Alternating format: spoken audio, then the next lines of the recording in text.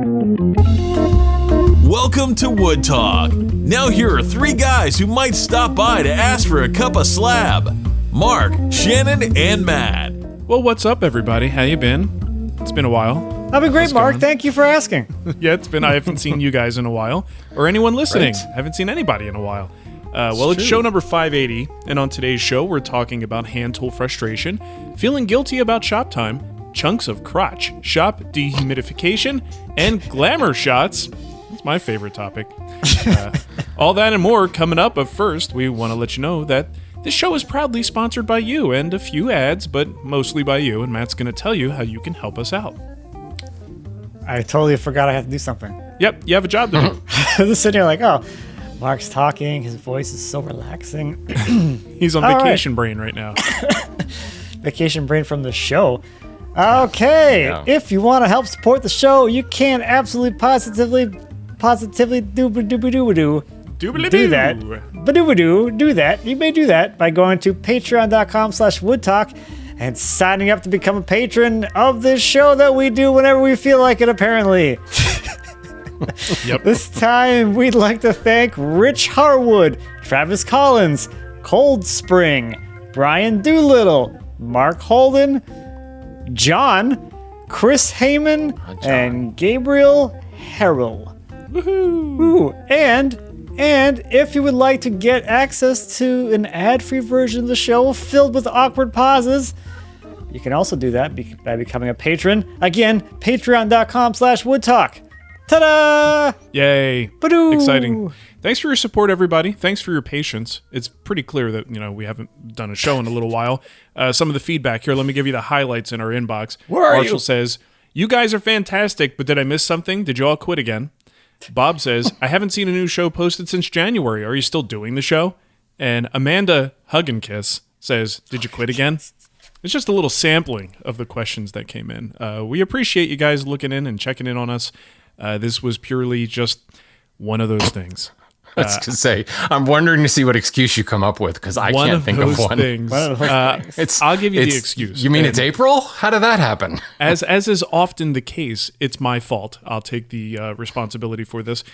Typically, the show, getting us to do a show is something that often is my job to say, hey guys, we should probably record, right? And then when it's not me that does it, it's usually Shannon. We are the two responsible people on the show. This time, I get a text this morning. Whenever I say it, though, no one listens. No, we just ignore it. Mm-hmm. Right, yeah. Right. Yeah. So I get a text this morning that says, hey, we should probably record sometime soon. And I didn't see who it was from. I assumed it was Shannon. And then I looked at it a little bit later, and I was like, oh, it's Matt. I was like, oh, crap. We That's better. how you know it's bad. Yeah, well, this has gone too far. We need to do something. So here we are recording. But I will say this whole thing it comes down to me. I had a really... First couple of months of the year were pretty tough. I think we talked about my first class in January was when we recorded last.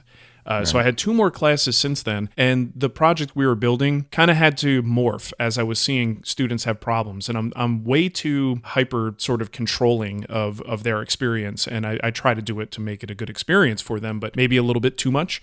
So I stress out about what they're doing and how the last class did and how I can improve it for the next class. So the time between classes became focusing on just how do I make this a smoother experience for the next group. And then that happened again as we went into the March class. So it's just been a nightmare of focusing on that. And I mean, the classes were good. Every class went off without too much of a hitch, and everybody had a good time. So I'm super happy with the way it worked out. All the planning and preparation was definitely there and helpful. But in the end, I had to put so much of my time into it that WoodTalk was like the last thing I was worried about. I haven't made many Wood Whisperer videos. I haven't done much at all in the shop. I've hardly built anything because I've just been focusing on those classes. So it was a very interesting experience, but I will 100% take the blame for this pause on the WoodTalk action. So sorry. Sorry about that. I'll do better. Should be. I'll try to do better. I'm very upset. I guess let's go into what's on the bench. That kind of runs into what I've already talked about a little bit, obviously focusing on the classes. I just released a table saw cabinet in the Guild, so if you're interested in getting that course, it's there on pre-order right now. I think it releases April 11th. That's a great cabinet build just in general for cabinetry, but a great storage solution for under the table saw, which was very much in need in my shop. I've been neglecting that for a while. I also got a CNC and a new laser in the shop, so I spent a lot of time getting to know those tools and setting those up, which is pretty time consuming if you're not that well versed in CNC. Getting the whole thing set up and getting your spoil board true, and I incorporated some of Microjig's, the match fit CNC work holding solution in there. So I had to create a sliding dovetail groove grid every 4 inches on this top. And if you don't really do a lot of CNC, that's actually a lot harder than you might think it would be. Like, there were times where I'm like, should I just get the router and do this by hand? And I thought about how stupid that would be. When you're doing this for a CNC, the thing that thing should excel at, and I'm ready to go get like a track and a router to do it. So like, nah, I got to figure this out. I probably would have just jogged it through, put the bit in the CNC, and then like just jogged it 4 inches. Sure. Jogged it across the axis. I suppose that's a manual way to get it done. I love this. That's where my mind goes. goes. This is 21st century hand tools versus power tools right now. This is the same argument that I and my fellow Neanderthals have been having with you power tool junkies. And now you've got the CNC guys and the power tool, and they look down their nose, and the power tool guy's like, I would have just picked up a router and run that. Oh my God. I could have had it done before you had the program finished. Oh my God. I'm not sitting from a computer program. That was push the button. Whatever. This is the exact same argument. I love it. Yeah, it comes around, I guess. But it's a 2-pass. Like, you got to create the grid, and then you have to do 2 different bits. One is to clear out the excess, and the other is the final match fit dovetail, to make the actual dovetail shape. And you can't go full depth on the first pass. You got to kind of you're clearing out the waste, and then the second one is the perfect depth and the perfect setting. You got to make sure the bit doesn't come up, right? Because it's a sliding dovetail, so you got to go and make all your passes all the way through your spoil board. And it just took a little bit for me to get that down. And I'm also getting to know a new machine that I assembled myself. So there was a lot of things that could go wrong and did go wrong until I got it to work. So it's been a lot of that. And then on the personal side, it's just family life, home life right now is incredibly difficult. I got a son who hasn't been to school since early December. My wife's health is still questionable, and she's the one who's stuck taking care of him most of the time, which makes it really difficult to get to work. So honestly, if this were in this period of time, if I had the ability to take like a family leave option, I absolutely would be on family leave right now. But what family leave looks like when you, I guess, are a content creator and woodworker is you just don't get a whole lot done. But when you can, something gets done and something gets published, and you're glad that you had a few seconds to do that. But I can't completely walk away because, this is also the thing that pays for the medicine that my family's taking right now. So I kind of need to, to keep the job. So anyway, it's been a mess for me, guys, but that's one of the main reasons why the show's been kind of, it's been backburnered, but we're here to do a show today. And I think that's all that matters. So that's going on with me. Matt, how about you? Oh. Don't make it all Disney talk, all right? Because we're all going to get jealous about that. We did that before the show. Oh, okay. I got my fill. So yeah, I just got back from a little family vacation. It was good to be kind of actually away. I didn't do like much content creation when I was there. I did more like POV clips of what was going on just to kind of share that kind of stuff. But I didn't really do any real storytelling, which was nice to just be completely like, I'm not working at all. I'm just focused on being here. I really needed that, just being away from work more than anything. Just be dad for a little while. Yes, just focus on that and not worry about everybody else out there that also cares about me. So I did that, and I've been kind of like before that, I was kind of like in this transitional phase, trying to like find my way back into like the old content world that I was in, from going from like kitchen build stuff to like going back to what did I used to do? Oh yeah, I used to like do things I enjoyed. Yeah. Weird. So that's cool. So I've been kind of finding my way back into that. I started getting back to working on the Bridgeport, getting that put back together. I made a mobile base for it that also has leveling feet. That was fun just to do some like a welding project. I haven't done a welding project in a while. Really enjoyed that. That was quick and fun, and it really scratched that itch of like, I should make something that is interesting to me, at least. Nice. So I did that, and then I was like looking at like, okay, I got all these half-done project idea things kind of floating in the background. So I made my editor, Brad, a workbench 18 months ago. It was the basic Rubo with just the split top on legs. And then it's like the whole platform. You can add whatever vices or accessories you want to it. But the whole idea was like, I was going to make a bunch of accessories to show people like the different things you can add to the bench. Well, that got shelved. So I'm like, okay, I have your workbench here that's not done, that I made for you, but you haven't used it yet. So how about we just focus on working on through these last little things so I get this bench done, get that content produced, help promote the workbench kits, and then give you your workbench to finally take home with you, and I can not look at it anymore and not have it taking up shelf space. Sure. As much fun as it is to make the bench, it's kind of like the purpose is for it to actually be used. Of course, yeah. The last a couple of weeks, I'm working on a leg vise for it that Brad kind of, I don't know if he came up with it or it was kind of like the kitchen stuff where like I'm making something that someone else designed completely. So like all of the aesthetics of it is everything that he wanted for the ornamentation on the chop and everything. So he gave me the drawing and I had to make everything for it. But it is a kick wheel parallel guide, which I haven't used before. It's kind of interesting because to like move the parallel mechanism on the bottom, you just turn the wheel on the bottom, which travels along a second screw down there. So it's kind of like a vertical Moxon vise in a sense. Mm-hmm. It looks really sexy, which is what I like about it. Yeah. The wheel itself. What's the TPI? Like how I just feel like it would really annoy me to have to kick the wheel to move it. That's like, is it really coarse? Too. It's 6 TPI, 7 was it? Whatever the 1 inch. Okay, so it's gonna move along at a decent pace. It does, and like I've got the wheel itself. I did a resin infusion thingamabobber. So the wheel itself weighs 2 pounds. Nice. That little tiny wood wheel is 2 pounds. Nice. So it's got inertia. So if you give it a little kick, or if you want to bend over and give it a spin with your hand, it moves. But the other thing I didn't quite, because the only leg vise I've used is the one I have on my bench, the crisscross mechanism in the glide leg vise from Benchcrafted. Which you don't have to think about parallelism because it's on the scissor mechanism. There's like no thinking about that.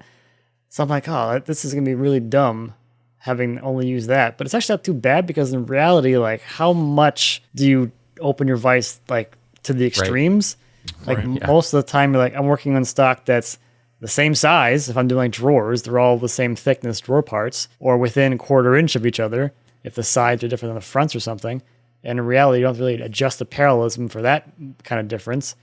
So you don't really have to use it as much. That was something I didn't quite grasp when I was thinking about this. Like, why would you want this? But it works, and it's incredibly strong too. Like it's a workbench. It's cool. We don't have to justify these things. If it looks cool and he has fun using it, who cares? The problem is that people ask me these things. They ask me to justify it for them.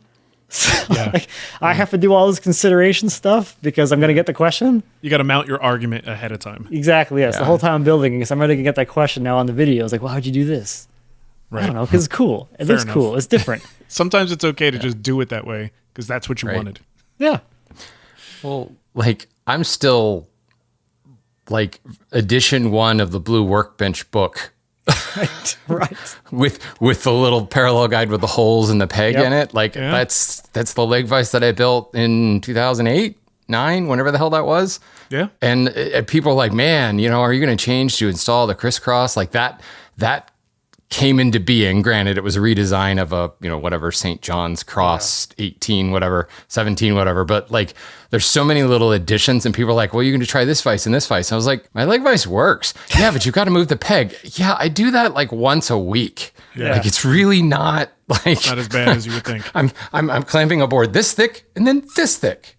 It's if the jaw is not perfectly parallel, yes, I suppose the clamping force dies off, but not enough to care. Right? As long as it doesn't slip. So I have lived in the first like 2 or 3 holes of that parallel guide for the last... Are they all like wallowed out now? 15 years? No, they're fine. But then there's the whole other thing. Well, if I make it out of pine, granted, it's made out of ash. So, there's really no reason for it to do that. But it's like... And I've been using this bench steadily for, what is this now? 15 years at least. Yeah. We'll just say it was 2010 when I built it. So it's 15 years. Yeah. I've been using it a lot and it's not worn.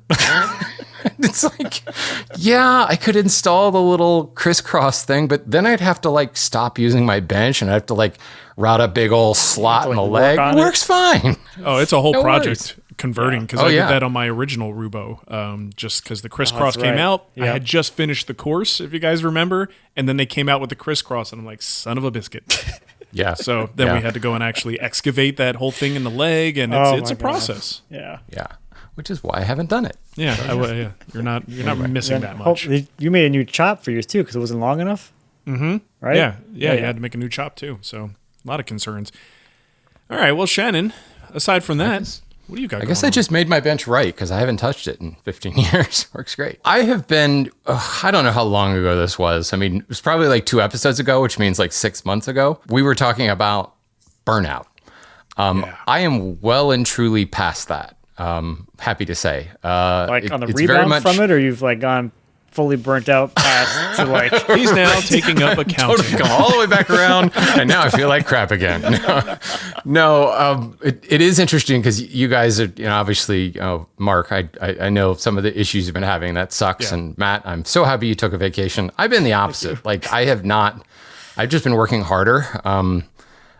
This is what happens when you open your big mouth at work. Sometimes you get like more responsibility and suddenly you have a team of 5 people reporting to you and you're like traveling. And so the day job has gotten much busier, but in a very cool way. I'm still the director of marketing, but I'm kind of heading up our architectural sales division, which has been really fun.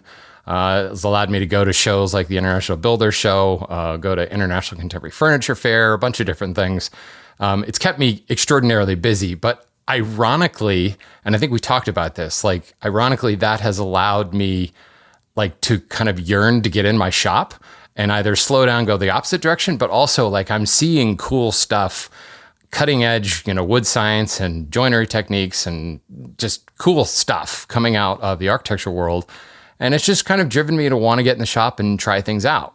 What that's translated to is a lot of small, I'll just call them medium-sized projects, not small like craft show type things. I'm still building furniture type stuff, but I'm kind of more in the wall hanging shelf realm of the the spectrum, Sure, But it's also, and there's going to be a fair bit of projects. Those of you in the hand tool school, I've already teased some of it. Some of that stuff is coming very soon. Finally got to try Kumiko, which I wanted to do for a while. That was a lot of fun. But it's kind of focused my woodworking into what I've really enjoyed. And it's not these massive projects, nor is it a lot of like super complex stuff. There'll be one little complex thing, like this shelf I'm building. It's got a Kumiko panel in the door, and being able to just like focus on that for a couple of weeks, because I'd never done it before. So let's learn how to do it. And I built some jigs for the angles and things like that. But I'm also realizing there is so much fluff in my shop. And it was probably 8 years ago that I did like a massive downsizing. When I first went into hand tools, I was acquiring, eBay buys, and I had all kinds of stuff, and I was restoring things, and I had some new tools, and I had like 8 number 4 smoothing planes at one point, and I kind of downsized that. But just over the last probably 5 to 8 years, things have crept back out the opposite direction. And my shop is still a same, 300 square foot, 1-car garage that I've often said I'm quite happy with the space. I don't really find myself needing more elbow room. Like if I went out, I don't know what I would do. But the problem is the available space now is just kind of becoming more and more cluttered. So I started just kind of pulling stuff out of the shop again and reorganizing the shop. And that in and of itself was a huge boost to like the anti-burnout morale, like Sure, yeah. Cleaning it out, optimizing the space, but then also being able to do a project and identify, that doesn't need to be there anymore. And I thought I'd pretty well optimized this. Like I'm very proud of the organization of my tool cabinet. I haven't changed that. But like the rest of the stuff, we're always going to be reworking lumber storage, especially me, because I've got a near inventory of 7 million board feet that I can tap into at the day job. But yeah, it's been really kind of interesting. So I do actually think I'm going to be in a situation where I'm probably going to start getting rid of some tools. And I didn't think I would ever going to say that again, because I pretty well optimized stuff. But I do have 3 smoothing planes, and I really don't use one of them. Haven't used it at all. So I'm just of the mindset that, there's somebody out there, there's a woodworker out there who would much rather have this tool that is if it's being used for that 1 in a million type polishing operation, I'm just going to get rid of the thing. So yeah, I've got, yes, a woodworker is about to say this. I've got too many clamps. Like they're taking up way too much room in my shop. And based on the level of dust on some of them, the show. I know. You're not and our former sponsor sent us panel clamps. Not going to be, any major earth-shattering statement to say that the commercially produced powder-coated panel clamps are better than the ones that I made in my shop out of wood. So I'm probably going to get rid of those. There's just everywhere I look, there's stuff that just doesn't need to be there, or stuff that I built for content. Tools that I built for content that are great, work great, but it's not really my style, if you will. This is like further proof of when we say that the shop is always like an evolution when you're trying to set things up. It's never going to stop. Like, you're never going to get it perfect. I think part of it is because we change and our needs change and we're constantly evolving as people. Therefore, the shop will always be in some state of like, it could be just a little bit better, or let's refine that a little bit. Yeah. And I think, the origins of my YouTube channel, Renaissance Woodworker, was when I first started in woodworking. We've all been there. And it's like, oh, I want to build a chair. And, oh, I want to build this shelf. And, you have that shiny object syndrome. And it's like, I just want to build everything. I'm not a chair maker or a furniture maker. And I'm a Renaissance man. And as I have been a couple of decades in this now, I have come into the projects that I know that I like to build. Like, I built a king size bed. Don't really need to do that again. It was fun, but I'm good. I built workbenches. I'm good. I like that kind of medium-sized side table, wall hanging shelf world. And what I want to do is play with that and push the boundaries a little bit more. I have a little bit of compressed wood over on the side of the shop. I did a podcast on this lumber update a while ago. It's the stuff that gets literally shortened and it becomes all bendy and you can tie it in knots and stuff like that. And I want to build a circular shelf out of it. And it's like trying to figure that out, but over, a 3-inch or 3-foot diameter scale as compared to this big, massive thing. It's so much more what I'm into at this point. So yeah, at this point, I'm looking around the shop and starting to get itchy. Like, I need to move some of this stuff out of here, clean it up. My workspace is not making me happy. I just did that in mine, and it was just like the best feeling ever. Just be like, okay, I get rid of all this crap I don't need. Like, I had one of the drawers in my assembly table, the top drawer, which would be like where you keep all your things you really need. It was the junk drawer. It has stuff in there I hadn't touched in like 10 years. And I'm like, in the back of my mind, I can go through this and like sort it out and organize it. I took the drawer off the slides and I took it over the garbage can. Everything. Just threw it all. That's the best. I'm like, I don't care. Just get rid of it. And guess what? I had a nice empty drawer and I put things in it that actually should be there. Man, I love that. That's my favorite thing to do. The best feeling ever, just throwing the entire contents of the drawer in the garbage. Yeah. That used to drive my stepdad crazy. He would come in to the shop to help clean up a little bit, and he would go through the garbage can and take stuff out of the garbage can. There's a point where when I'm done with it and I've divorced myself from whatever that crap is and I just need to be done, it's gone. I had all the Allen wrenches from every little thing that came with the wrench. All the oddballs. Yeah. I'm they're not even stamped with the sizes. I'm I'm not going to use it. I have sets that have all the sizes all in order. I'm just throw them away or put them in recycling, whatever. Doesn't matter. So one thing I wanted to say, Shannon, when you were talking about things being on the opposite end of burnout, where you're actually anxious to get back into the shop and you want to get things done. So with my own personal burnout, I have other things, other types of burnout happening. But the one that has kind of fixed itself is the shop burnout. I want to be there. The problem is now I can't. There's so many things I want to accomplish, we still haven't fully cleaned up from the classes. Right after the classes, Philip Morley came down and we recorded a little bit there. So I still have some mess to clean up from that. Then we had a couple of tool deliveries. So you know how that is, where there's crates and pallets being disassembled and parts all over the place. So now when I walk into the shop, and this is what I said to Nicole, she didn't think it was funny. But I said, I have woodworking blue balls. Yeah, right now. I keep going in there and I just want to get stuff done. But what do? I grab one or two things that I need and then I go back home. and it's driving me crazy. So I'm also on the other end of the burnout, not able to get the things done that I want to get done. And I'm even further past it, back to doing things I enjoy. So there you go. It's quite We're covering nice the over spectrum. Here. Come over here to me. Yeah. Well, Find your way over here.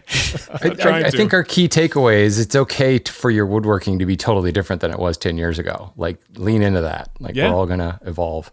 And if chunks of crotch is not our show title, then woodworking blue balls. Although I feel like we've used that already as a show title. Blue balls? No, just woodworking blue balls. I'm pretty certain. We might have. That does sound like something I would have said. It's definitely something you would have You're said. doing this long enough that you start repeating yourself. Yeah. Let me see. I'm searching on the website. I get nothing for blue balls. That seems All right. not possible. Fair enough. No search terms. I mean, now if we search for balls, that's going to certainly come up with something. Let's not do that. I'm on our website doing a search. Okay, this is Even actually a remarkable statistic, is if you search our titles for balls. We have Tell Me About Your Balls, The Market's Balls, Marc Likes Little Balls, Cool Your Balls, Balls of Steel, Robot Balls. I mean, that's a respectable amount of balls in titles. It's a robust listing. Robot balls. It's a robust listing of balls. That's great. Okay. Well, okay, that's fine. This is why you tune into this show, which I think is a nice segue into our kickback, right? Yeah, kickback. We got some of that. We got one from Alan who says, I decided to see how smart ChatGPT really is, so I posed it the question, what is the best woodworking podcast? ChatGPT really is smart because it lists WoodTalk as number 1. And I checked this, and it does. I mean, it doesn't really technically, I don't think it's giving an order, but it does give the answers in an order, and that order has WoodTalk at the top. It says, hosted by Marc Spagnolo, Matt Cremona, and Shannon Rogers, this podcast offers a lighthearted yet informative discussion on woodworking techniques, tools and projects, and balls. Balls. Lots of balls. It's a favorite. Now with 67% more balls. It's a favorite among many woodworkers for its engaging content. So there you go. Apparently we're engaging. Okay. Yeah, that's great. So we only had to burn how many barrels of oil to do those queries? Totally worth it, right? All right. We actually have a voicemail kickback from our old buddy Scott Hampshire. Hey, Shannon, Matt, and Marc. This is Scott, longtime listener, crafter of the band Hammer. Wanted to provide some kickback on the SketchUp CAD software discussion from the Crunchwrap Supreme episode. During that discussion, Marc mentioned that there's a Fusion license for iPad, and he wasn't sure if it was easy to use or not for modeling. I also have been trying to figure out what to use since I can't find a version of SketchUp anymore that works for me, and I've stumbled across a program called Shaper 3D, and it's actually geared mostly to use the iPad for the modeling. And I got to say, I found it's really intuitive to just pick up and model for furniture making. You can use it for full 3D modeling, like for a 3D printer as well. But they use the pencil and your fingers, and it's been really easy to pick up the gestures, and they've done a really good job. So I think if anybody's looking for a SketchUp alternative, look into Shaper 3D. They do have a desktop version along with the iPad or the tablet version. In terms of cost, they do have a hobby license that's a little restricted, but totally usable for what most people would use for doing woodworking. But a little pro tip for my fellow woodworkers with kids, a lot of these softwares have education licenses that are free for students. So what I've done is I've got my son learning how to use Shaper as well. I found a course that kind of works for him, and so we kind of do it together. Cool. And I get the benefit of being able to use the full version on his account. So granted, I'm just doing this for fun. I'm not making money on my wooden tool addiction, but just a little pro tip for the other hobbyist parents out there. So thanks again for everything, guys. Appreciate what you do. And hallelujah, the Matt's done with that kitchen, and we can finally get back to regular woodworking. I'm not technically done yet, but thank you. I appreciate that. Quiet. How do you like that hostility towards the content you've been creating for the last couple of years? I mean, I feel the same way, so I get it. Yeah. So nice. There's that, I guess. Okay. All right. So Kind of in that same vein, we had some feedback from Brian. He says, "Hey fellas, chiming in on the SketchUp question. I'm not here to give you my legal, ethical, or cybersecurity opinion on that matter. Just that of another dude who liked the old desktop version just fine and doesn't feel like giving Fusion 360 training his evenings instead of his kids. Have you heard the gospel of our Lord and Savior, oldversion.com? The website keeps archived old versions of software, so if your favorite app decides to stop being free and adds a paywall at a certain version, sometimes you can luck out and find non-paywalled versions there. Just now, I went to download SketchUp 8, which is exactly what I know and love. Now the website is covered in exactly what the kind of sketchy ads that you might expect, so be careful out there. Make sure you're running your latest antivirus, and make sure you click the real download link, because you know how those sites can be. Yeah. Those suck. I've never been to this site. I'm trying to go to it now, and I can't seem to get there. So oldversion.com is just a spinny right now. Oh, good. Do you guys know anything about that? Have you used that website before? No, I haven't. It sounds like a shady archive.org or something like that. Right, yeah. Well, we're not recommending that, but if you want to check it out and it does serve a purpose for you and you can get out of there without getting all kinds of, crazy stuff, pop-up ads and stuff on your computer, then go for it. The only thing I will say, though, is from what I've seen, SketchUp is really starting to get very aggressive about making sure old versions break and that old versions become incompatible with anything made with newer software. That's true. Yep. Right? So it's even if you get the old software, there's no guarantee it's actually going to be able to do the thing you want it to do, because the cross-compatibility and version compatibility that they used to have isn't exactly happening anymore. Yeah, so you might not be able to open like models that someone made recently. And like it's not as easy to scale back and save back into older versions anymore. So they're really going to make it hard for you. Okay, we got one more kickback here from Ashley. And I haven't actually listened to this, but Shannon assures me it's good. It's got an accent, so it's got to be good. There you go. That's all you need. G'day, Matt, Marc, and Shannon. It's Ash here from Australia. I've got some kickback for Matt. Already love it. Good. Before we get into the kickback, I want to congratulate you on making the same video over and over again and still having us watch it. We're talking about the slabbing videos. I get it. Now, I think your slabbing videos are the woodworking equivalent of going to the strippers. Now, hear me out. We've all seen what's under the bark of a heap of trees, but that doesn't mean we don't want to see some more. And you cater for all preferences. You slab those beautiful walnuts, those fiery cherries, but we all know that gentlemen prefer maple. Those videos bring out the animal instincts in all of us. I know I'm always yelling at the TV, "Ooh, I wonder if the grain matches the bark." Or, "Nice figure." Or, "Check out the crotch on that one." And I'm not too proud of the next one, but sometimes I yell, "Show us your knots." And just when you think it's all done, you turn it into a trees gone wild video by having a wet grain contest. It's outrageous. So congratulations on making the same video over and over again and still having us beg for more. Now, here's my kickback. In your sorted slabbing videos, I couldn't help but notice your bandsaw mill is called the Slab Master. Could you think of a more plain Jane name? You could at least put a number at the end of it. The Slab Master 2000 sounds heaps better. Better yet, you could call it the Slabinator 2000. Then every time you pick up a log, you could say, "Get to the Slabinator." Or maybe at Halloween, you could spooky it up and call it El Chupa Slabra. Yeah, I didn't like that one either. Or, on the 4th of July, you could put some wooden teeth on the front of it and call it George Slabbington. And then you can go slab some English species. Or maybe on the 12th of February, you could put big mutton chops on the side of it and a top hat on top and call it Slabraham Lincoln.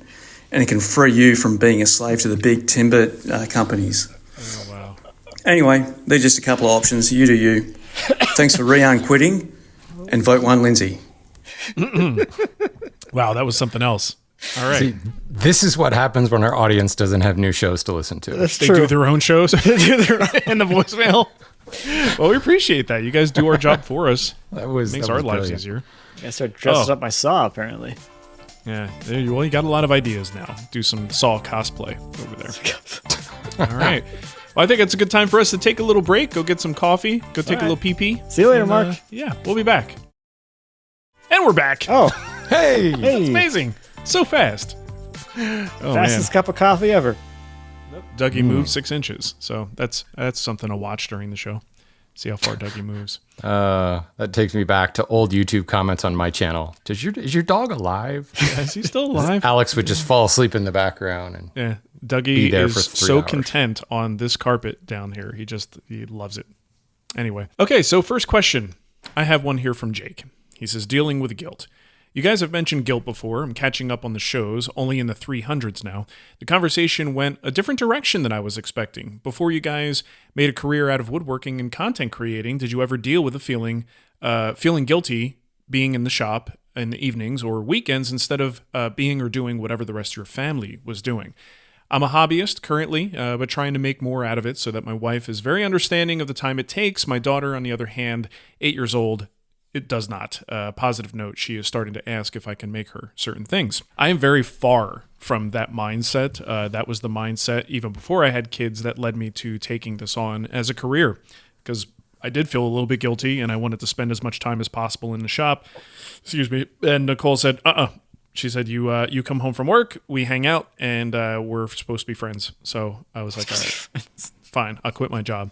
But I do feel like there's still a degree of control, especially when you run your own business, being somewhat self-employed, always has a danger of consuming all of your time. And as technology has changed and you can't just walk away from the office because the office is like in your phone, it's very easy to get sucked up into that and not be in the moment. So I still have to deal with that aspect of it.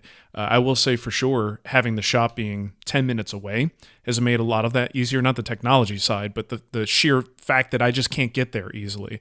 The times when I would go like after dinner, go into the shop and maybe set up I have multiple glue ups. So I get something out of the clamps, put something back in the clamps, and that's one extra thing I have done for tomorrow.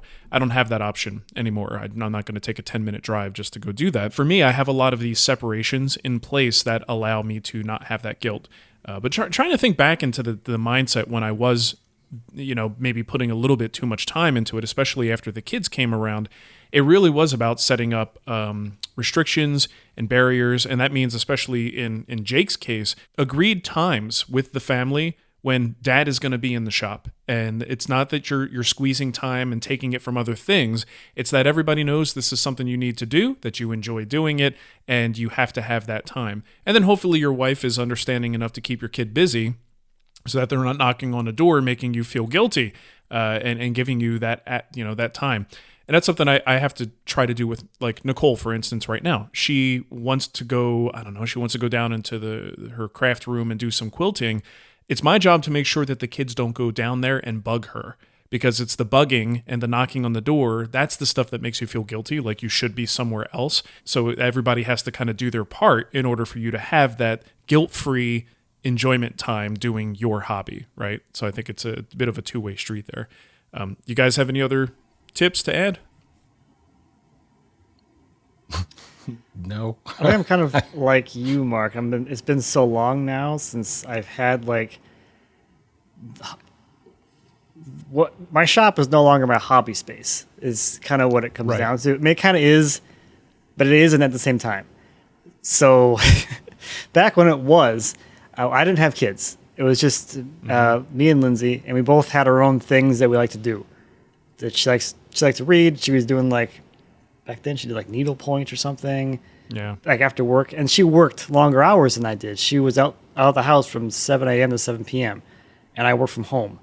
So I'd be done with work at 5. So I have 2 hours right there where I'm alone. I can go to the shop without feeling any kind of guilt of not being with her because she's not even here. I don't know, what's weird about our relationship is that she is so supportive of me and my mental state and my need to do things, that even when it's something more hobby related now, where she's like, you need to go, it snowed, go snowmobiling, get the hell out of here and do something that's not here at home.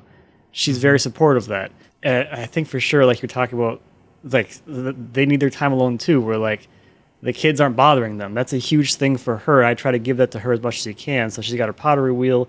So if it's I'm going to do pottery, I close the door of the basement and the kids can't come down here and bother her while she's trying to take that time alone. Right.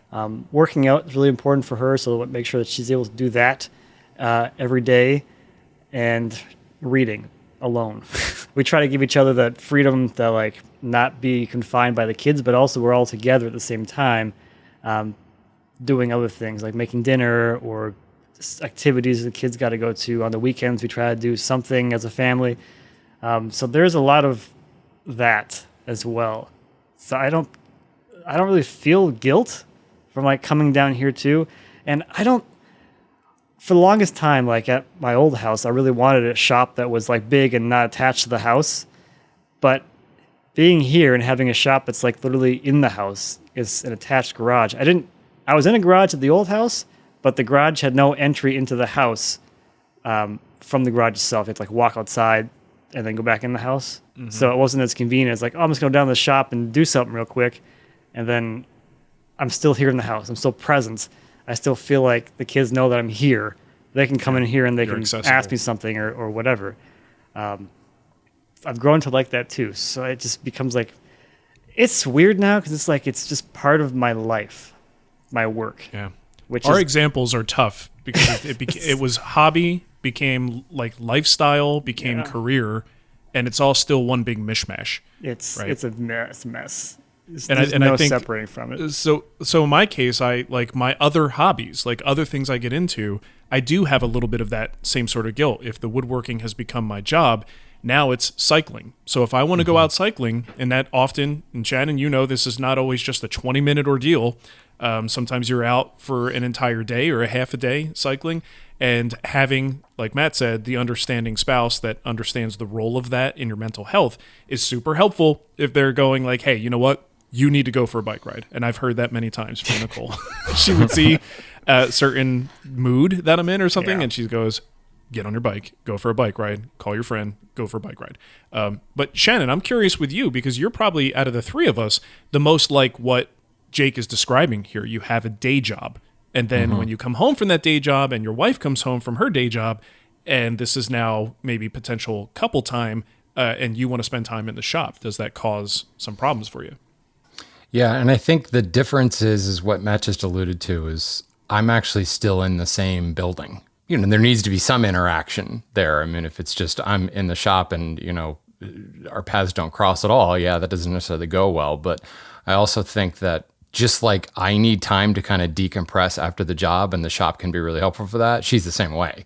Yeah. So there are ways that we can go to our respective corners, if you will. But where things get difficult is when I do go out for a ride, and I'm not, you know, just downstairs. That and just the nerves of you're on a bike and there are cars that she's never going to get over. She's convinced that probably for good reason. You know, my 3-hour ride is because I'm in a ditch somewhere or something like that, and not that I was actually riding for 3 hours. So, but yeah, that's the irony, and I think no matter how you slice it, we are a little bit different in the fact that, you know, this is still another job. So it's really easy for me to say, I've got to go down to the shop because I've got to record WoodTalk. You know, here it is. Yeah. It's a Sunday afternoon. Oh, yeah, that's true. Yeah, right now. I got to go record WoodTalk, or I've got to, I mean, the lion's share of my work at the hand tool school right now is one-on-one coaching. I don't know how it happened. It just kind of happened. I'm kind of loving it. I'm still putting out videos and things, but not really as often. I'm on Zoom like 3 or 4 times a week down here. And you guys know how it is. You have a Zoom call that you cover what you need to cover in 30 minutes. And then there's all the small talk on either side of it. And before you know it, 45 minutes, an hour has gone by. But it's easy. I don't know, maybe it shouldn't be easy to justify just by saying, well, it's job, it's work. But it's really no different than, you know, the man or the woman that is stuck at the office until 7 o'clock at night because things got, you know, and you can justify it because it is work. So yeah, I don't know. I don't think the three of us are the best people to ask. No. Well, it's funny. I'll read you this. This is a private text, but it's not revealing or anything. But just to give you an idea of how, like, as long as we've been doing this, and as like we should be prepared for these things happening on a Sunday, you know, kids are home. Actually, what we were planning on doing today was getting the kids to do some chores, to mop and clean the floors and just kind of clean the house, right? But then I got the text to do WoodTalk. And while I love talking to you guys, I love doing the show and I love the community around it, sometimes getting me to do it is a bit of a challenge, right? So the text came in and I just kind of was like, oh, it's like this obligation I knew we needed to do. Matt's not wrong. We have to do it. I just wasn't not what I thought I was going to do today, right? So this is the text that Nicole got from me after she was downstairs for a little bit and we started, prepping for the show. She goes, I'm so annoyed right now because it's all trickling down. You're annoyed at having to do WoodTalk, and then annoyed at me because I didn't get the newsletter out, and then I'm annoyed at Ava because she won't let me get the newsletter out. And Mateo is annoyed because he doesn't want to vacuum and he'd prefer to mop. Like, we're just a regular family, like going through the same crap everybody goes through. And as we're doing this for 20 years now, we still don't have it figured out. Yeah. So it's okay. It's okay if you feel a little guilty. Nobody's going to be perfect. All right. Anyway, that was a long time on that question. Shannon, you're up. That's good though. This is from Fernando. I just like saying that. He said, I've been listening for a couple of months. It makes my day whenever a new episode goes live. No comment. Well, he's been waiting a while. Yeah. He's about to have a good day. He's heard one episode. Sorry again. So I'm getting frustrated with my hand tools because I always feel like I'm setting them up wrong. I'm in Florida and there aren't many places within a 2-hour drive that offers classes so that I can talk to professionals and have them show me what my tools are supposed to perform like. It feels like cheating, but I wish I could send my tools to somebody to set them up for me so I can understand and feel what to look for when I set them up myself. It would be nice to finally work on a project with fine-tuned tools. Do you guys have any insights on what I should do regarding this? Yeah, I wouldn't get... I'm sure there's probably somebody out there who's like, yeah, send me your tools. I'll set them up. You want me to send them back to you? Wink, wink. But I do think that there is a lot made of this, like that there is this Shangri-La of tool setup. I have a saying that I throw around the hand tool school a lot is that sharp fixes everything. You can have a really poorly set up tool that's sharp and it's still going to do a great job. When we're talking about hand tools, I just don't think it's as this big secret that you think it is. So obviously I can't address it in this question because you say, I don't know, I'm frustrated with how my tools are performing. I feel like I'm setting them up wrong. That could be 1,000 things. So the only thing what I would suggest is you need to spend some time figuring out exactly what's wrong. Like if you're doing something like, man, I wish my tools were set up properly. Why? Like what just happened? You got tear out when you were planing with a smooth plane? Like you can't saw to a line? Like what's going on? I don't think that if you sent them off and somebody, Deneb Polhowski of Lee Nielsen sets up all your tools and sends them back, I feel pretty confident that Deneb could set up a hand plane with the best of them, But is your woodworking going to change dramatically? Is your experience on whatever it is you're building going to change that much? I really don't think so. And I can just speak from personal experience when, frankly, I'm too lazy to stop and readjust a tool and I just kind of power through it, or stop when I know that it's time to resharpen and I'll just kind of keep going and things still work because there are this little magic thing called technique, frankly, that will allow a poorly set up tool to still work well. That's not to say that a well set up tool isn't going to work well, but if you don't have really great technique, it's still not going to work that well. And unfortunately, until we can like do a matrix thing and plug something in the back of your head and say, ooh, I know Kung Fu, you're not going to be able to learn woodworking without actually putting, the blade to the wood. So I'm afraid that I'm answering my answer to your question is no, don't do that, because I just don't know that it's going to be this epiphanal moment for you. What I do think you need to do is analyze exactly what just happened and what you wish went better.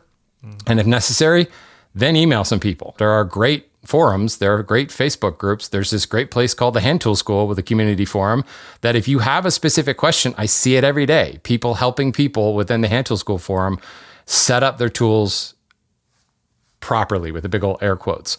But you can't just walk in and say, my plane's not working, because that doesn't help anybody. You need to actually figure out what's not working specifically.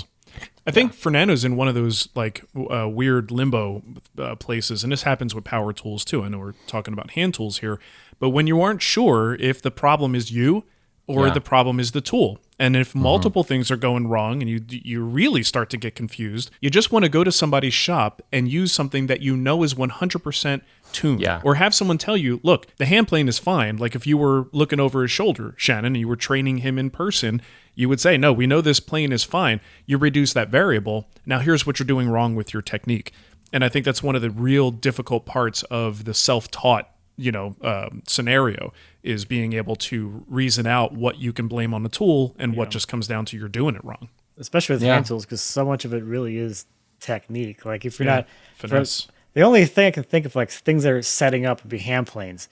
So all of my things in my mind are hand plane based examples. But if you're trying to if you're edge jointing a board with a plane and you don't know how to quite transfer your weight through the cut, so you're not like tipping off the end of the board and you end up with like a hump for some reason. Yeah. I think that's technique. The plane is fine, but I think if you can and eliminate the techniques, it's all about the sharpness more than anything. Like if you, I keep getting focused on hand planes, but like if you're talking all hand tools, if your chisels aren't performing well, they're really just technique and sharpness. There's no frog, there's no mouth opening. That's the simplest tool there is, right? It's just a wedge. Okay, hey, can I pause for just a second? You may. We missed something here. Speaking of sharp chisels, what?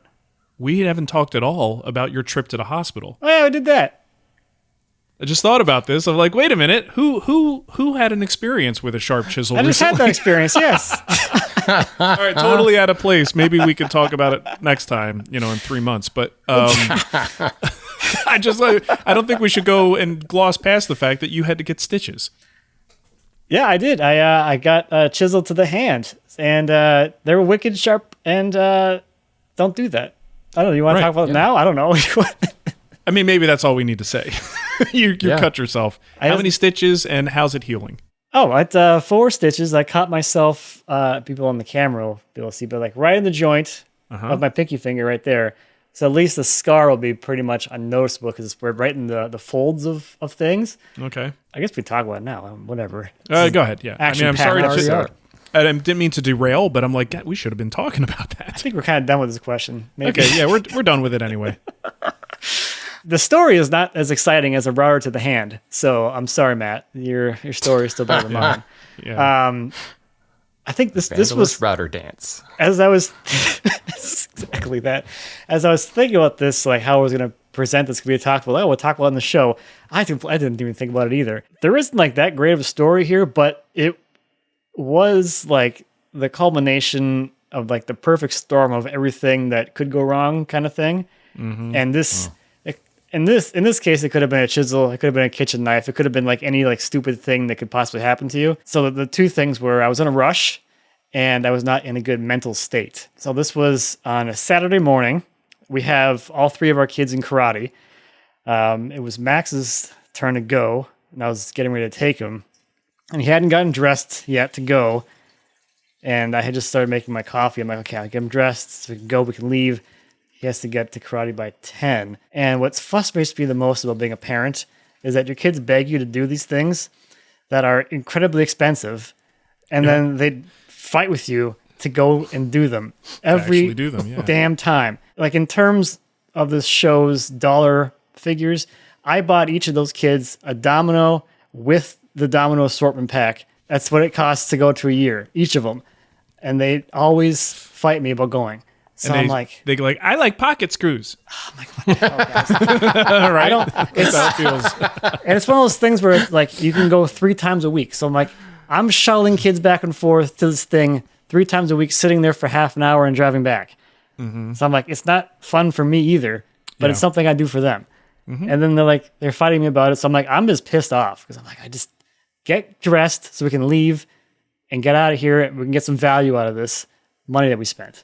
Yeah. So I had just had that argument with him because he hadn't gotten his clothes on again. So it was the second time I was asking him because he wouldn't go do it. Then I'm like, okay, I got a few minutes. I'm going to run down to the shop. I had done the casting of the voids for the kick wheel screw things. and I had used a block of wood as a caul to just keep the block from floating in the form. And part of the block had fallen off the wax paper I put between them, so it was partially epoxy down to the workpiece itself. So I just like quickly, I wanted to see like if I had any extra voids I need to like touch up, because like you were saying about like doing something quick. It was Saturday. I'm like, on Monday I want to be shooting this whole segment of turning this block into a kick wheel. Like that was my goal. So I'm like, I gotta get this done. And so I grabbed a chisel and I put it bevel down, and I was trying to like wedge it underneath the block to pop it loose of that epoxy. And I was doing it really quick. And I was looking at I think I had my other hand was somewhere stupid. I think it was like, I was probably messing with something on the workbench or on the assembly table, because I just cleaned the whole shop and the whole place was a disaster. I'm like, what the hell is this? And then like I was wiggling it in there, and then it just went boop, and just boop right in my hand. Oh man. And I'm like, oh, I didn't look at it. I just grabbed it and started putting pressure on it, because I couldn't feel it, because the chisels are that sharp. You can't feel the incision, but I felt the force that the chisel deflected my hand with. So I'm like, yeah, that's. So you know it had to be kind of deep. That's not a Band-Aid with masking tape or some super glue. Yeah. Like that's okay. We're going. So then I went to the hospital, and I got four stitches, and they put an ounce of lidocaine in there, in this tiny little pinky, and it was just like it turned to a balloon. I'm like, oh yeah, that's a lot of freaking numbing agent. Yeah. Did you get the kids to karate though? I mean, No, Right. they got out of it, all of them. see, that's the insult to injury. Because it was quite literally. Take Max for half an hour. I come back for 10 minutes, and I take JR Yeah. at 11. Oh man. So What a mess. Yeah, then we went to lunch and stuff. We all went out to lunch as a family. It was kind of a nice day in the end. Yeah. We all sat in the yard In the yard balance together. overall, not a bad day. The kids enjoyed it. It's pretty And then good. like I had Max pull my stitches out because he's into that stuff. So he had a good Nice. time Sure. too. It's funny too, because I found out about this from Lindsay's Instagram, and I I was saw a busy. hand with blood. I was I saw a preoccupied. hand. I saw a hand with blood, and I was like, "Well, given the size of this hand, this must be a child." Oh, and no. I was like, "Oh no, no!" Oh, if you weren't going to say it, I was. So. Little baby hands. But then I look later, and I'm like, "Oh, it's Matt. Oh crap!" And I texted him, I'm like, "What the hell happened, man?" It was So, yeah. a bit of a mess, yeah, because I was holding it to keep the pressure on it, but it was still bleeding a little bit, and I had held it for so long that my hands were clotted together. Nice. Oh, really? Oh, Yeah. geez. I was Fun. holding it for like an hour before they actually took me back to clean it. Yeah. It had like clots just like hanging out of my hand. Oh man, did it hurt? Like when they had to kind of open everything up and separate it to Not really. start doing the work? No, because I washed it myself. They're like, yeah, just go over to the sink and wash it out Oh, okay. with soap and everything. I'm like, oh, I have to do all that myself? There you go. Okay. That's fine. I don't know. All right. It's just Well, really good deep. story. It did an Man, X-ray to make sure I didn't hit the bone or chip Yeah. anything like that, but I don't know. Nice. Well, I'm glad you're healing up. So is it true? Do they comment like, when you have really sharp chisels that it will heal faster? Like, I don't think that the people that work there know anything about tools, because I said it was a chisel, and then they said, oh, was it like an ice pick? I'm like, how the hell did you do this with an ice pick? Very, Thanks a lot, DeResta. See I'm what's like, happened. What are you talking about? yeah, that ice Everything's pick an can't ice do pick everything. now, thanks to Jimmy. Interesting. I didn't Yeah, get any so no- comments about how clean the cut was or anything. Like, it must have been really sharp. Come on. I mean, Nothing. that's the thing that we all hope for. I got nothing I mean, out of that. Like, Of I all the would fix people you to up. appreciate it, you would think they would appreciate a nice clean Right. cut. Ah, Waited I for get some no surgeon credit. to say, man, you make some really sharp tools. Be like, do you No know how credit long here. I spent sharpening this thing? Like, at least compliment me on the cleanliness of that cut. Yeah. Okay. All right. Well, Matt, let's get to our next question. Oh, is it mine? It is yours. Yep.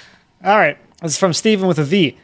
The question is for Matt, the scruffy-looking nerf herder who loves crotch. I definitely do. I recently had a 100-plus-year-old white oak trimmed. Most of it is firewood, but there are a few chunks roughly 18 to 24 inches long, 12 to 18 inches wide, and are at points where the branches Y off. How should I go about drying these chunks? My first thought was for bowl blanks. I don't have a lathe, but maybe I would in a few years once they're dry. Also thinking about side tabletops or veneer, given the crotch nature. Oh, there's more questions down here. Should I move them inside the dry, seal them somehow, or should I throw them in the burn pile? Thoughts? Whoa. Drastic. Big turn at the end there. Right? Abandon this whole thing completely. Yeah. So like first off, with these big chunks, they're not really going to dry. Your goal of this is not really going to be to dry them as whole chunks. That's not really going to work. They're not really going to dry, or at least in the way that you think they're going to dry for woodworking projects. So you've already kind of taken your path down here. It could be bowl blanks, or could be like slabs or whatever, veneer. So I would process these into just giant chunks that are kind of ready for being stable for however long you need them to sit for, which basically is be taking a chainsaw and cut them straight through the middle to remove the pith, and you have these two halves. If you want to, you could flatten the outside as well to remove that rounded edge.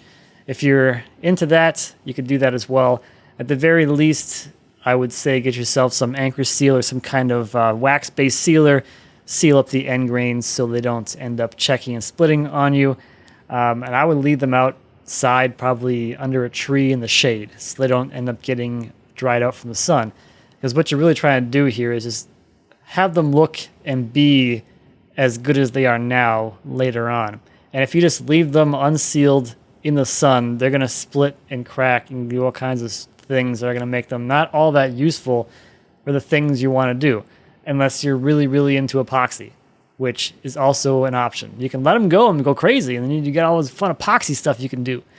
But that's probably not the direction you want to go. So I would process these just like bowl blanks. A lot of people do that, so you can see the exact process. But again, you remove the pith, you can score up the outside, remove the bark, and I would seal the entire thing in anchor seal. I have walnut blocks that I did this to 15 years ago that I still haven't turned.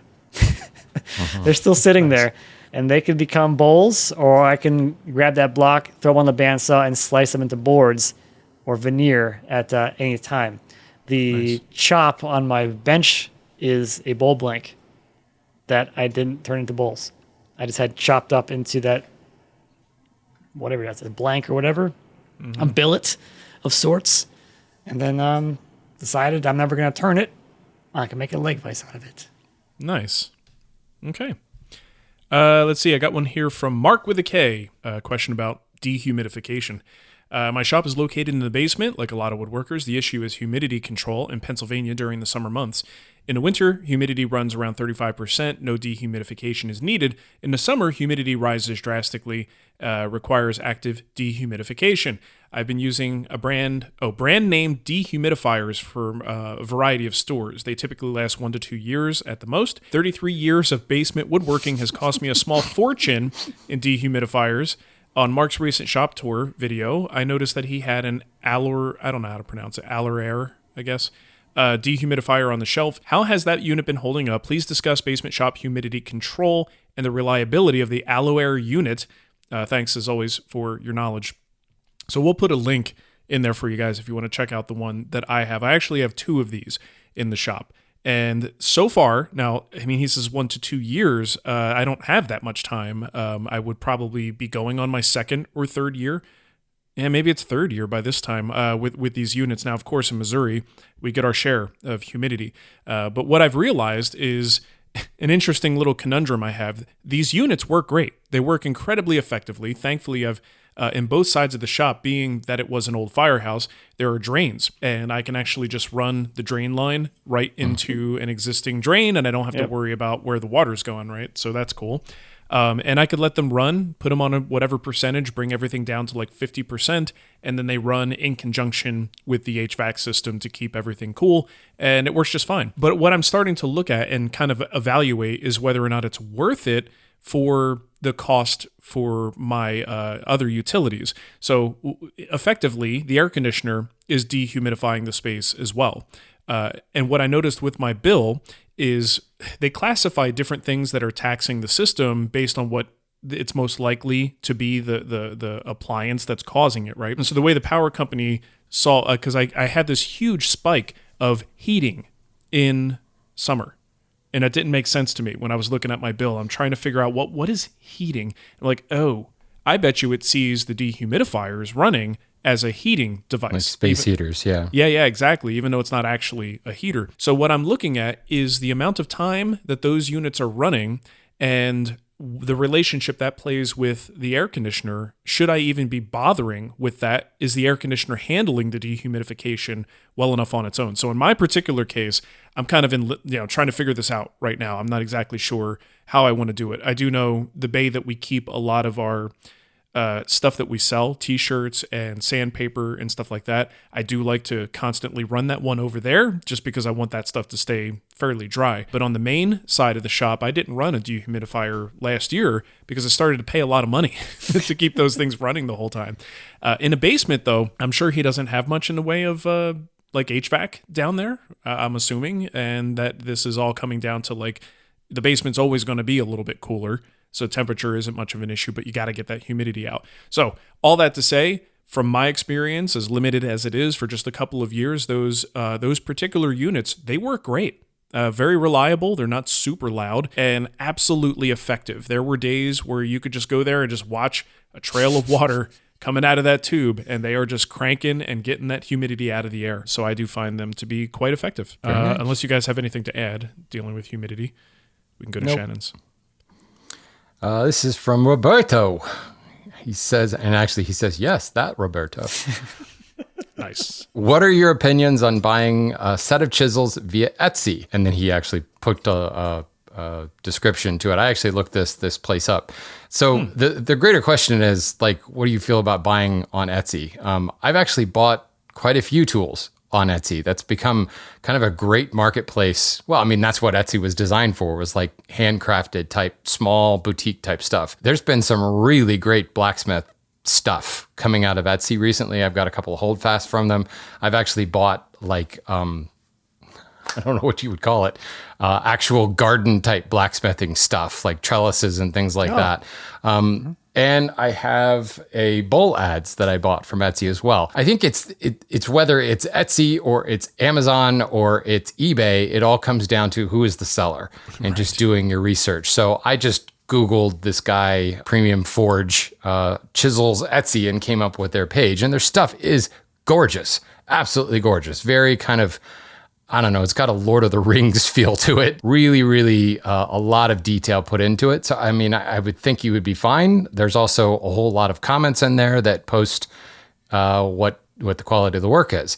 But the real reason I want to bring this up is chisels.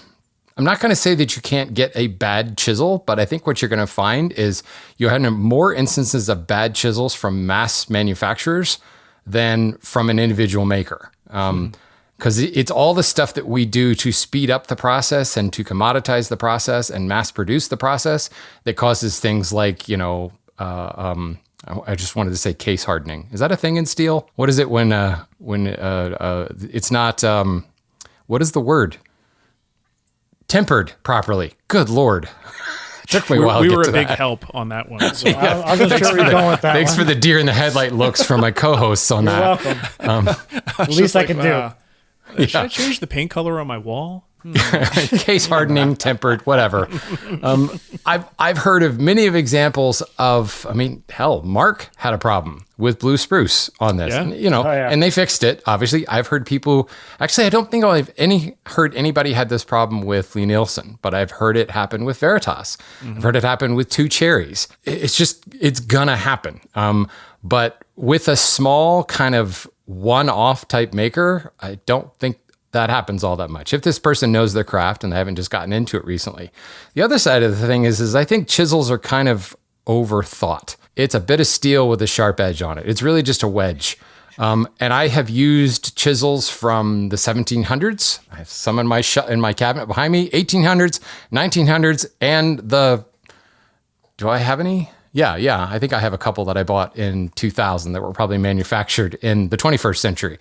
They all work great. They have different working properties, but none of them are bad. It's not like the chisel technology from 300 years ago was bad. It's just slightly different. They didn't have cryogenically treated, and they didn't have the metallurgy understanding that maybe we have now. But it's still fine. I think chisels, it's like the simplest woodworking tool out there. So I say go for it. This looks like a beautiful, beautiful set of Rivendell-made chisels. Go for it. These look really nice. Yeah. Right? I don't really need anything, but Right. And they have throwing knives. So, maybe that's where I'm getting a Rivendell feel to it. But Maybe. yeah, there's just something very, very bespoke about this. Yeah. I mean, I think in this case, there's so many reviews that kind of vet the quality of the steel that I wouldn't be that worried about it. Yeah. I'd be worried about like Joe Schmo in his backyard hasn't quite figured out the metallurgy yet. And you buy a chisel that fractures constantly, and you have to constantly be like, not even sharpening, but like regrinding it because the edge retention is not there. Mm-hmm. Like if there's bad as the ones that Marc had, that would drive me crazy. Yeah. That was not good. I said the horribly, horribly presumptive sexist this guy, and it looks like this is actually a woman. The seller's name is Alina, and she's in Ukraine. So there you go. Support a Ukrainian. They need help. Wow, look at that. Okay. Well, good deal. All right, Matt, you're up. Where are we at here? Take us home, Matt. Take us home. I'm home already. You want to come over? You haven't been over yet. All right. I haven't. This is from Jim. I'm wondering if you guys can make some basic suggestions for taking glamour shots of finished projects, woodworking projects, not knitting, without getting into the weeds of f-stops, shutter speeds, and the like. Thanks. I really enjoy listening to you guys. I might get into the weeds a little bit on this one. Find a field.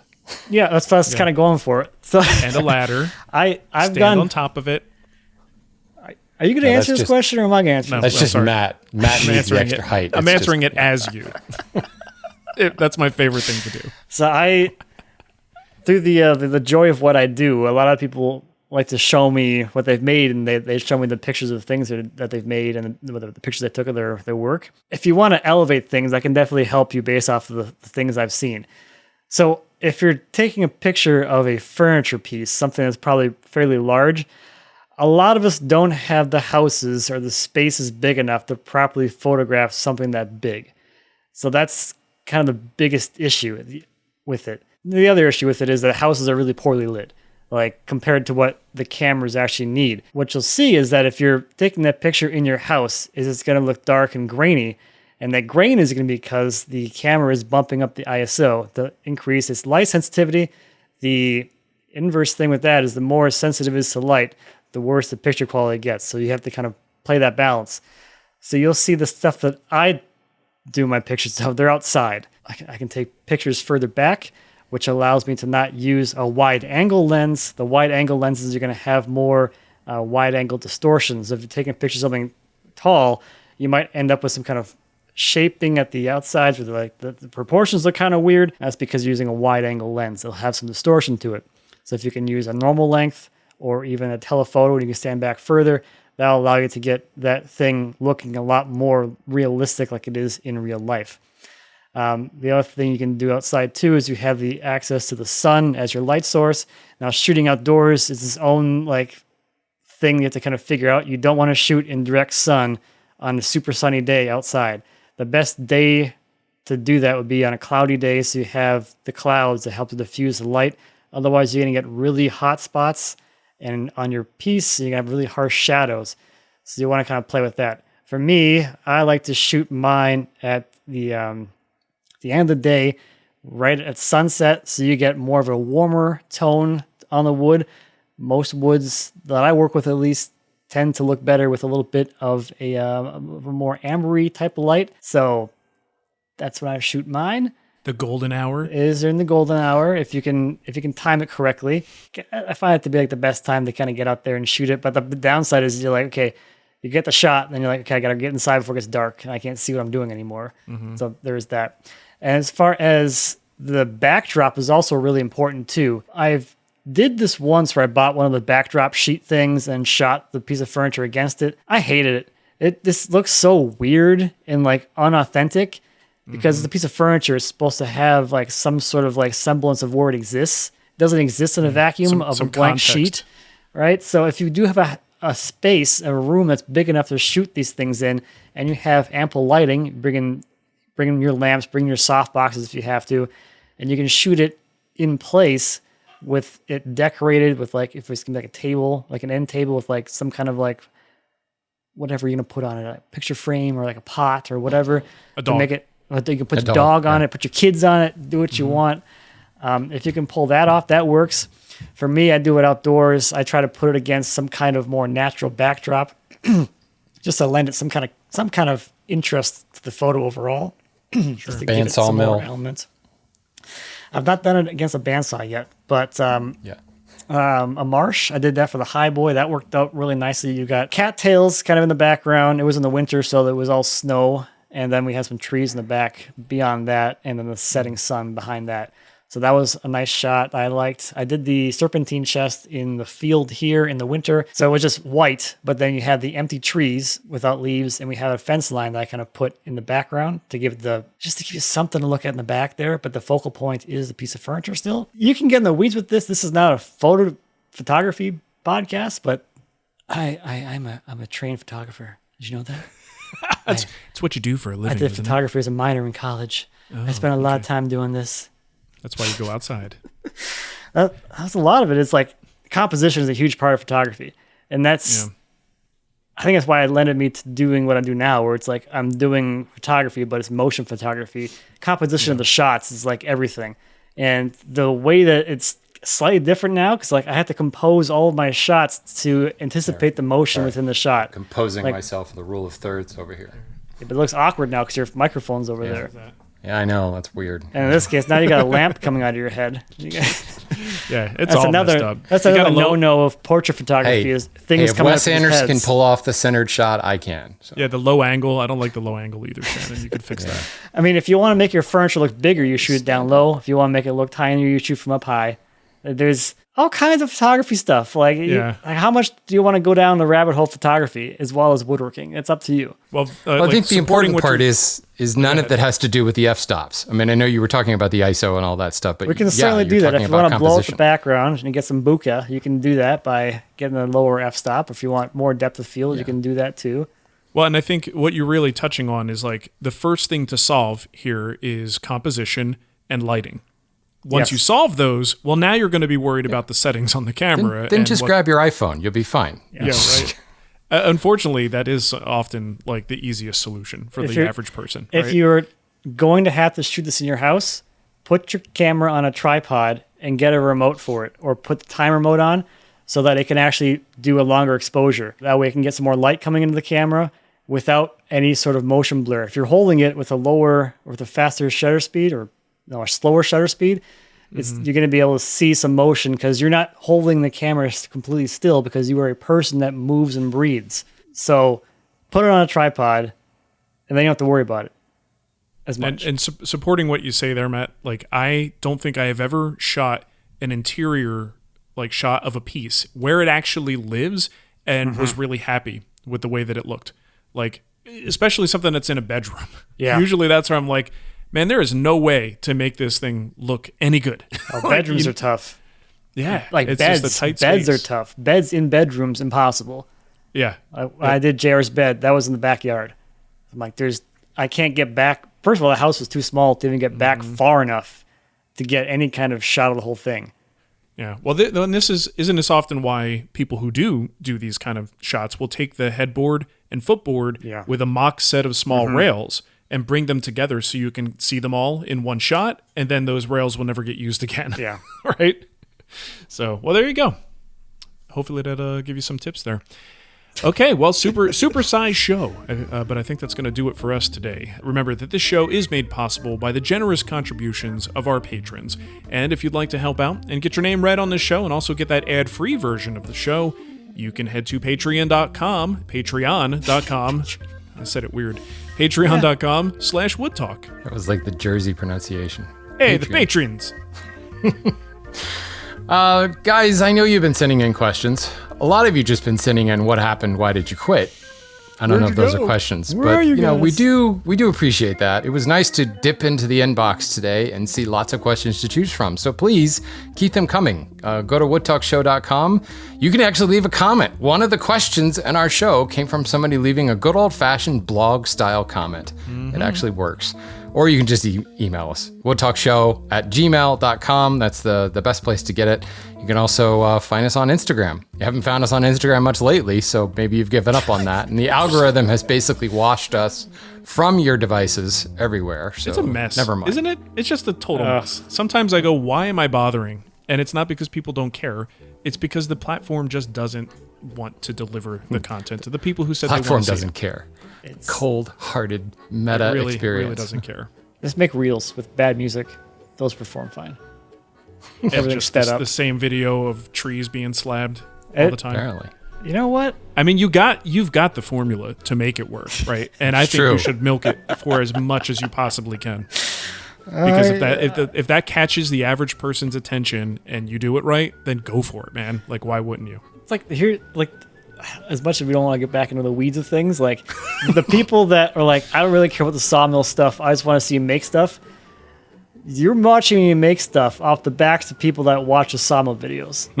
Right, Like that's true. the economics of it. Yeah. They've paid for this. They paid for this. It's that junk food content that allows the good stuff to actually make it this to those stuff- other people. Doesn't make enough money to pay for itself. Yeah. So it's subsidized by this stuff. It's so frustrating. I did a video recently. So we have this thing called Guild I love Plus. the post WoodTalk the episode post-show. diatribe. I mean, we're into the show. This is the after show now. Now we Got can to talk start it about on whatever we something want. here. But I do this Guild Plus thing. That's just like a subscription based thing that you can do in the Guild. And we do a demo. And it is like an old school demo where we are just like covering a particular topic. It's very beginner friendly and just like nerding out on something, right? And as I'm filming it and doing these little things, like recently because the internet connection is bad, we don't do it live. I pre-record it and then I kind of broadcast what I've recorded live while I'm at the house. So it's a pre-recorded video, but then I'm doing this, right? So that's been working out really well. God, I just lost my train of thought. Oh, as I was doing these and I'm watching these videos going, man, this is just like good old-fashioned information. It's you know, it's still got a little bit of editing, but it is not heavily edited. This is just me doing a brain dump. Everything that I've got in here, I'm putting in a video format and giving it to people. And So 2008. it really is. And it made me go, well, should I be doing this? Like, and I know a lot of people would love it if I could just do that on my channel. Enough with the tool reviews and the top fives and all that bullshit. Excuse my part of my French. Let's actually just teach woodworking again. And I'm like, that's a great idea, except for it's not. Like, it would not do well. People probably would never even see it. And it was so disappointing to realize that that's the situation we're in. People who won't see the next stuff you make because they didn't watch that stuff. Yeah, people who are willing to like disseminate this information and put it into a digestible format that interested people can watch, they won't even get it to the people who want to see it because of the way the algorithm works and punishes you for content like that. Such a bummer. But, you know, I get at least one comment a week on a 12-year-old video claiming that, you know, this was the best description of this technique that I've ever heard. And I'm like, hey, that's great. You and the 2,700 other people that watched that video over the last 12 years. It's actually, now that I've been doing this for so long, it's kind of weird to see like which videos that I made like in my past still surface as being useful for people. They get traction. I made a video on our guide bushings for routers 10 years ago, and I still get people commenting on that one, telling me how it finally made sense to them. Like, how is this video like the one I have over 1,000 videos on my channel on YouTube, and that's like one of the oldest ones, and it's still relevant today, and people are still finding it somehow and finding value in it. And those are absolutely the exceptions that prove the rule. You know, like Yeah, right. it doesn't happen often, but we've all probably got one or two. Anyway, enough about that. Anyway. Let's end the show. Here's your little bonus to the end of the show. Yeah. You did all the contact stuff, right, Shannon? So Yeah. we're Yeah, I'm done. Oh. I stopped working. good? Okay, good. You're off the He's clock. checked out. All right. Well, thank you for listening and watching, everybody. And we will see you the next time we decide to do this. Yeah, no promises. You just never know. Bye-bye. Bye.